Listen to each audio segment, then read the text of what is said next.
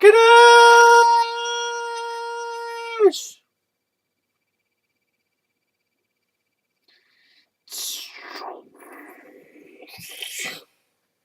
There's my flower. I need a flower. Hello, boys and girls. Welcome back to Fieros' Storytime with me, Ganesh. Me, Fieros. Fieros. This is a new piece of artwork that I have made recently. Yeah, at the top there it says, "Hello there, it's God. I have been trying to speak to you for a while now." And it is obviously the burning bush that apparently spoke to Moses. I was just reading a book by Deepak Chopra. It's called How to Know God. And he just talks briefly about, very, very briefly, it's like just a very quick mention about God speaking to Moses through the burning bush. And I thought, I want to draw that. I just want to draw it. I don't know exactly how God is supposed to speak through it, though. It doesn't have a mouth. This is the sun up here, this yellow-orange thing. It's supposed to be the sun beaming down on this bush. So, I don't know how is God communicating through that just there. But I sort of figured, okay, if God can talk to Moses through a burning bush, then if I can draw a picture of that burning bush, then maybe God will talk to me through it. So far, he hasn't said much. But I quite like it. It's one of my favourite pieces at the moment. If not my favourite piece ever in the history of the world. Possibly. Because it's just so bright. I think I'm going to make a t-shirt with this on. Because I think it's a very cool design. It's actually quite a hot design. But yeah, if I can get it to look right on a t-shirt, then I think I'll be smashing. Marvellously smashing, so it will. So there you go. That's one of my latest pieces. I did that on January the 2nd. Yeah. I just did it rather spontaneously on the back of a piece of card. This wasn't my planned drawing activity for the day either. I had a piece that I was supposed to be working on, which is part of a long-term project, and I did a little bit on that piece, and then I got bored of it, and then I went, I need to do something else to cheer me up. It looks a bit like an avocado, I think, as well. The green thing, the pip in the middle, a fiery avocado. Yeah. So, Fieros Reborn. Fieros. I think the whole video looks better while this is in shot, so maybe I can put that somewhere in the background. I don't think I can. Maybe I can. Right. Let's see if I can pin this onto Ganesh somehow. Maybe I can sort of make him hold it instead of this flower. I reckon I can, So we'll just have that in the background. So Ganesh can hold up. Hold up, son. Yeah. Yeah, that's alright, that is. It's just there. Oops, sorry, get my head out of the way. There it is. Look at that. He's holding his little flame instead. I think the video is better overall. Just with having that piece of artwork in there, it just makes everything ever so slightly better, don't you think? Okay. Right. I'm going to put the screen down so that I can only see the camera. Hello, camera. I actually have a picture of the little artwork on my screensaver at the moment as well. So anyway, let us begin. We are talking Fieros' story time. We are in Ward 12 of Ascot's Heatherwood Hospital. The year is 2008. Obviously, it's not right now, but in the story, I'm telling the story. Cast your minds to a hypothetical place that you will never experience because this psychiatric ward no longer exists there anymore. So cast your minds to a hypothetical place in 2008, which has the name Ward 12, and it is situated in a hospital, a hypothetical, imaginary, past universe hospital. 2008, Ward 12. Here we go. Right. Well, maybe it's time to do another little summary. How did I get there? Well, I slapped my dad. I was already under the care of the mental health community team. Everyone thought that I had psychosis. I did not think that I had psychosis. Now it sounds weird saying had psychosis. I had psychosis, like it's a sort of little, like a cup or something. Oh, here's my psychosis. I've got it. I've got it. I had it. Ding, ding, ding. No. Exhibiting psychosis. Exhibiting a psychotic symptom profile. But I didn't think I was. And I was quite offended every time anyone told me I was, because I just thought that it was really denigrating my state of mind at the time. I thought that I was actually seeing things more clearly than everyone else, and in touch with a deeper reality and deeper feelings than the other people around me were willing to experience themselves. So what I felt was going on was I was just being chronically misunderstood and misinterpreted at all turns. And no one was really able to go into what I was experiencing because it was too scary to them.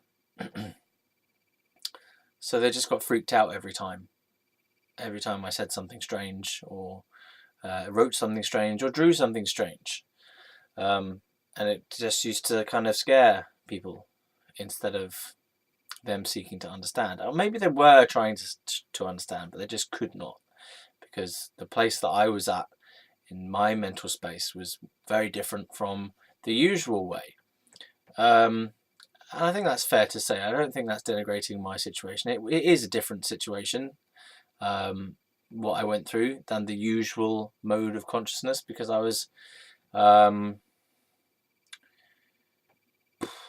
feeling all sorts of different meanings in the world and seeing symbology all around me,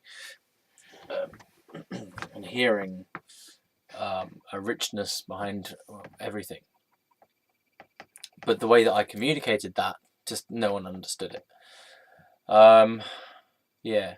So they said it was psychosis. I said it was psychic, spiritual, empathic, intuitive awakening. So, how does this get down to me slapping my dad? Well, tensions had been high in the family for about a year, since before I went to America, in fact.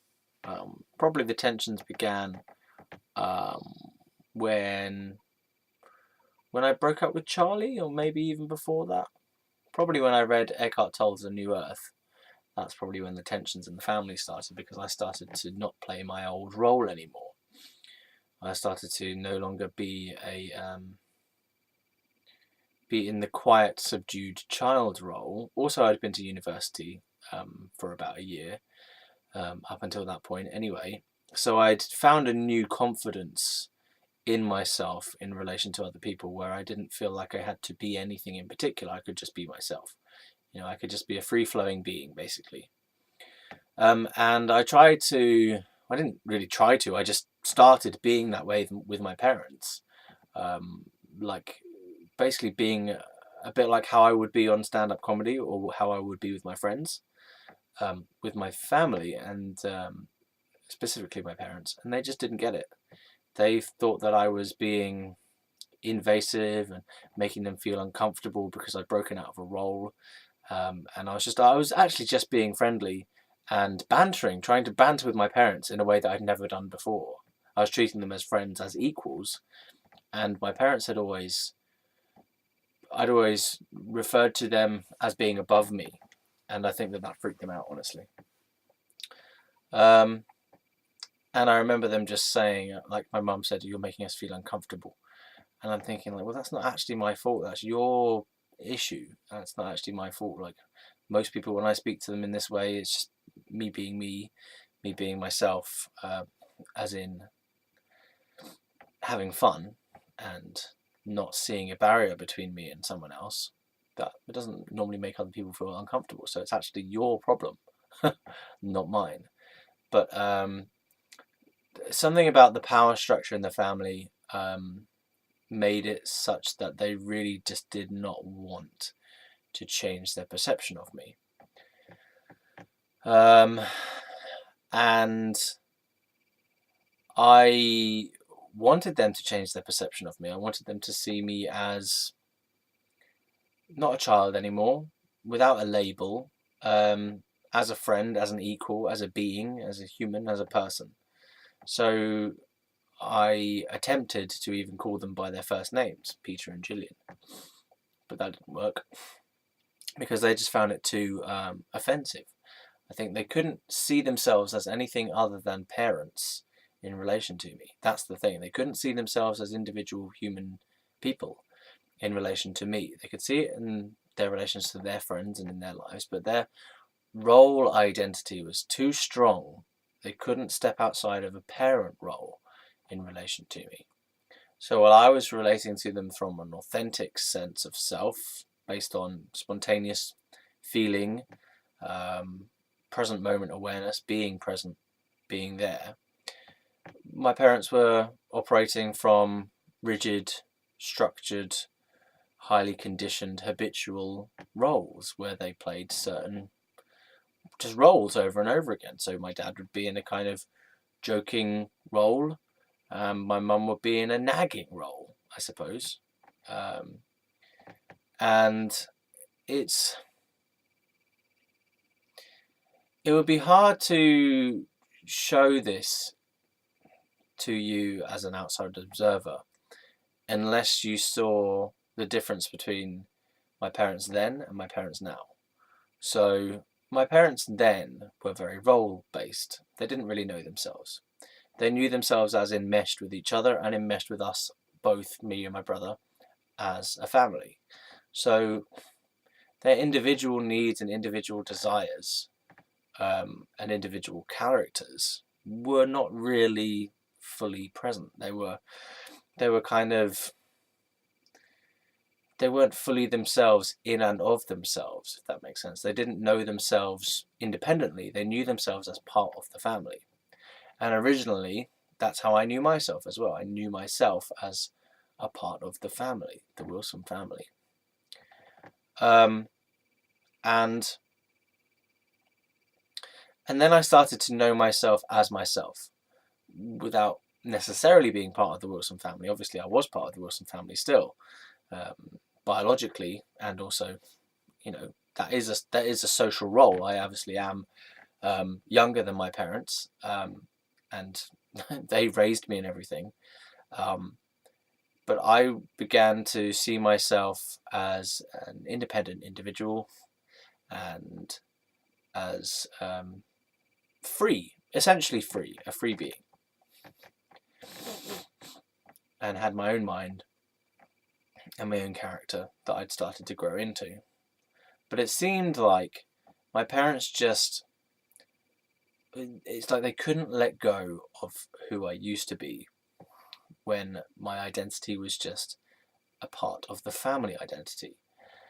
So I tried to bring in this new feeling of self, this new way of being, this kind of present moment based way of being,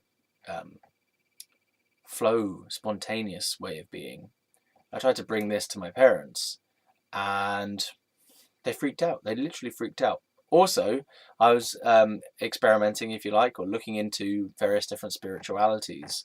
So Buddhism, I was looking through the Eckhart Tolle stuff, I was looking through Deepak Chopra stuff, reading a lot of stuff by the Dalai Lama, and I was studying philosophy as well, and I was doing art. So I was having a lot of new influences in my mind and stimulating different ways of thinking and ideas and whatnot. So I was becoming a very different person to who I had been before. And I think my parents, they just wanted me to play my old role as being a quiet, high achieving boy, I suppose, who did what most people did in society, but was a bit creative at the same time. So for me to be experimenting with spirituality, which was something that really wasn't touched upon in our family at all. My dad was an atheist. He doesn't call himself an atheist anymore, but his atheism was like a religion. It was a religion to him. He would read atheist texts, like Richard Dawkins' The God Delusion, and stuff by Sam Harris before Sam Harris got into spirituality. And his whole Christopher Hitchens as well, just all very strong atheist stuff and evolutionism. Darwinism, the New Scientist magazine, just very, very logical, rational, scientific, atheistic approach, without really a sense of spirituality within that, because you can have spirituality within atheism, which, if you look into the humanist approach, humanism at the moment, as I understand it, is trying to bring together a sense of spirituality with science. So what science has is logical and analytical and physical, biological understanding of life, but what it doesn't have is heart and soul and spirit.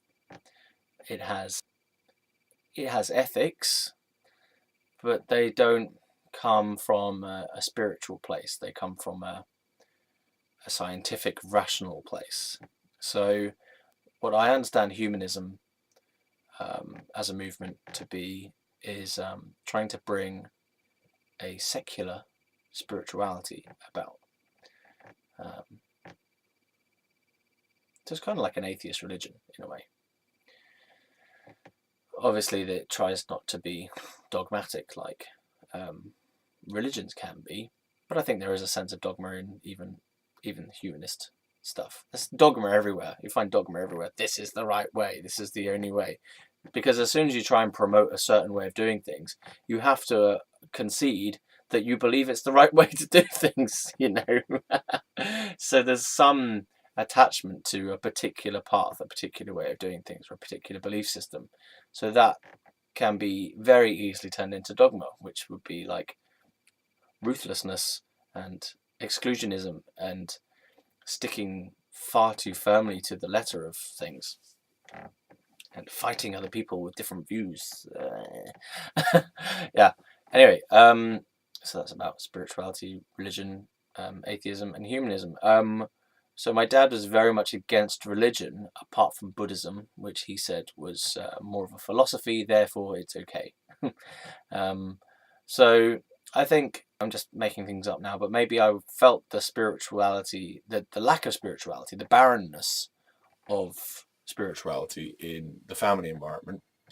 And I used to seek meaning. I wrote this song when I was 16 or so for a house music thing at school. House music was a competition that we did every year where every form group performed some music and tried to win points and stuff like that. Yeah, I wrote this song called Why, and we performed it at house music with my band. And it was all about, why do things happen? You know, why do people grow old? The passing of time. Why do I feel like shit? And I was trying to find meaning, basically. I was trying to find meaning in the emptiness of my life, the emptiness of being a teenager, the emptiness of in a family that I didn't feel like I really fit into. I mean, I felt like I was, I had the consistent thought that I might have been adopted because of my ginger hair, because I didn't see any ginger hair in my family at all. There's nowhere. Where did that come from? I still don't fully know where that came from. So I had this feeling that maybe I'd been adopted for most of my life. And it was only when I could really see the similarities in facial structure between me and my mum that I was like, okay, right. Okay, I wasn't adopted. But I felt like that. And I don't know where that feeling came from. I mean, it just felt like I didn't belong, I suppose, in the family. That there was something different about me because of my red hair. I don't know why I felt like I was different from the family. Yeah. Maybe it's because I got bullied at school and that singled me out. So I felt like, because of the red hair, I'm different. Therefore, I'm different from my family as well. And I can't see any red hair in my family, so I'm different from my family. So maybe I wasn't supposed to be here. Maybe I had been adopted. I had that sneaking suspicion so often, like, maybe I was adopted. I swear I was adopted, because it doesn't feel like I'm supposed to be here. Where did I come from? This is not right. Yeah. It was mainly about the hair. Anyway, what was I saying?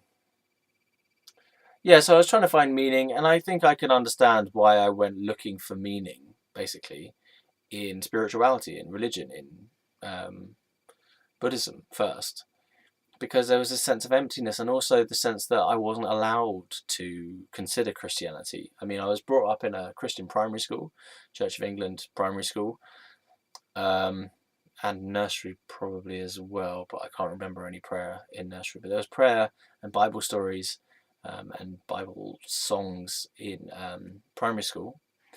So I remember that, and I didn't have a problem with it. It was fine. It was just indoctrination, really. But yeah, whatever. I just kind of, I didn't really think much about it. The only thing I remember thinking much about God was about the punishment aspect of God in hell. So I remember swearing at God in the garden and wondering whether I was going to like be struck by a bolt of lightning, but nothing happened. So I was like, oh well, I guess he doesn't exist then. But I remember going, like, I sort of defied the whole thing and decided to try a bit of blasphemy and see what would happen. And nothing happened. And I thought, okay, well, he's obviously not that much of a mad person, so. But I did feel scared on doing that. Maybe I just haven't yet had my punishment for that. Or maybe that's why my life has been shit for the past 10 years. Because I swore at God. No, I didn't say fuck. I think I must have said something like poo to God. Poo to you, God. Poo you, God. Poo you. Yeah. Because that was probably the worst swear word I could think of at that time. Sex was a swear word back in those days. Sex you, God. Sex to you. Right? Fuck you, God. Ooh, I never said that before. I'm going to get struck by a bolt of fucking lightning for that. Yeah. But yeah, I tried a bit of blasphemy. I still feel a bit scared, actually, now I've just done that. Do you know what? That Bible stuff really gets into you. It really gets into you. Because you're young at 5 years old. And they're telling you about, if you don't do the right thing and don't follow, do unto others as others do unto you. No, wait a minute. Do unto others as you would want others to do unto you. It's convoluted, that, isn't it? Why don't you just change that whole thing and say, do what you like? The golden rule, Jesus says, honour thy God as thy lover. And then right, love thy neighbour as thyself, honour the one true God, and do what you like, mate. That should be the golden rule. That is the golden rule. And the golden rule, do what you like. I'd love that. I think that would be better. Put that in the Bible instead. In fact, change the name of the Bible to that. Book of Do What You Like, Mate. What do you reckon, Ganesh? He's like, not interested. Not up for it. What do you want? Huh? I can swear at you. No, up yours. What are you going to do? Smite me with a little axe? Is it an axe? Yeah, it's an axe. Oh, it's fucking frozen again. Oh, you can't see anything. Oh well. Look at that face though. I just should draw some laser eyes on that. You know what? I am going to turn this off and carry on another video because obviously this has gone fucked. What is wrong with my camera system?